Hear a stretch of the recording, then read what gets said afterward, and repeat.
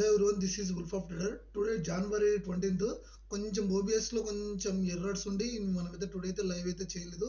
But అయినప్పటికీ మనమైతే ఎంట్రీలు ఏ విధంగా తీసుకున్నాం అనేది ఆ పాయింట్ ఆఫ్ వ్యూ అయితే మనమైతే థింక్ చేసుకున్నాం. ఇది చూడండి, ఆల్మోస్ట్గా మనకు 61 పాయింట్స్ ఇచ్చింది. బట్ ఈ 61 పాయింట్స్ బుక్ చేసుకోలేదు, కానీ ఆల్మోస్ట్గా 40 50 54 పాయింట్స్ అయితే మనమైతే దీంట్లో అయితే బుక్ చేసుకోవడం అయితే జరిగింది. అదే విధంగా ఆపోజిట్ సినారియోలో మనం ఇక్కడ ఆల్మోస్ట్ ఇదంతా ఒకటి ప్రీమియం అయిపోయిన తర్వాత 1 to 1 చూద్దాము. ఇక్కడ చూడండి, ఆల్మోస్ట్గా మన స్ట్రాటజీలో స్ట్రెంత్ ఎంత ఉన్నదానికి ఒక ఎగ్జాంపుల్ ఇది. ఆల్మోస్ట్ చూడండి, 194 పాయింట్స్ అయితే ఒక నిఫ్టీలో 194 పాయింట్స్ అంటే ఏం తక్కువ కాదు. 194 పాయింట్స్ అయితే బుక్ చేసుకోవడం అయితే జరిగింది. అదే విధంగా ఇక్కడ ఆపోజిట్ సైడ్ కూడా మనం అయితే థింక్ చేయడం అయితే చూద్దాం. బట్ అక్కడ కూడా ఏ విధంగా వర్కౌట్ అయింది, ఆల్మోస్ట్ అది చూడండి. పిఈ సైడ్ కూడా మనమైతే ఎంట్రీని ప్లేస్ చేయడం అయితే జరిగింది. పిఈ సైడ్ కూడా ఆల్మోస్ట్ ఎన్ని పాయింట్స్, 160 పాయింట్స్ అయితే మనం అయితే బుక్ చేసుకోవడం అయితే జరిగింది. అదే విధంగా ఇక్కడ ఎంత 44 పాయింట్స్ అయిపోయిన మార్కెట్ని అనాలిసిస్ చేసి అయితే మనం అయితే పోస్ట్ చేయడం లేదు. బట్ అదే విధంగా మనం ఇక్కడ కూడా చూడండి, ఇక్కడ ఆల్మోస్ట్గా సెన్సెక్స్ పిఈలో కూడా మనం 598 పాయింట్స్ అయితే దీంట్లో తీసుకోవడం అయితే జరిగింది. ఇక్కడ కూడా ఎంట్రీ పడింది, బట్ ఇదైతే ఇరేజ్ అవ్వడం అయితే జరిగింది. ఇక్కడ ఈ ఏరియాలో ఎంట్రీ అయితే పడింది. ఈ ఏరియాలో ఎంట్రీ పడి ఆల్మోస్ట్గా మనకైతే 100 పాయింట్స్ అయితే బుక్ చేసుకోవడం అయితే జరిగింది. అంతకు మించి ఎక్కువ అయితే బుక్ చేసుకోలేదు.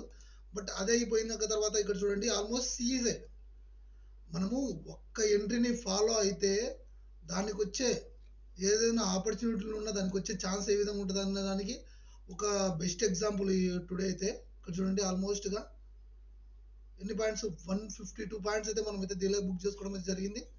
అదే విధంగా చూడండి, ఇక్కడ ఒక్కటే ఎంట్రీ అని కాదు, మల్టిపుల్ ఎంట్రీస్ని మనం అయితే స్విప్ చేసి మనం మార్కెట్లో అయితే మనం ఎంట్రీ పాయింట్ ఆఫ్ వ్యూ అయితే ఎంట్రీ అనేది తీసుకోవడం జరిగింది. దీంట్లో కూడా 509 పాయింట్స్. ఒకటి మాత్రం గుర్తుపెట్టుకోండి, స్ట్రాటజీ స్ట్రాంగ్ ఉంటే మీరు ఎంతైనా గెయిన్ చేయొచ్చు మార్కెట్ నుంచి.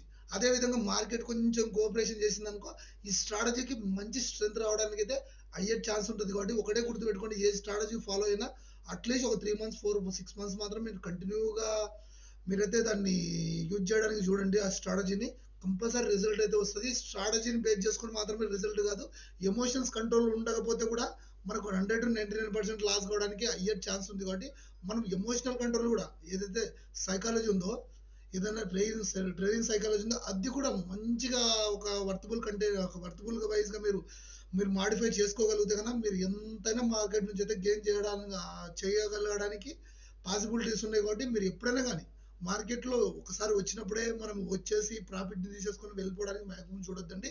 కొద్ది వరకు ఎఫర్ట్స్ పెట్టడానికి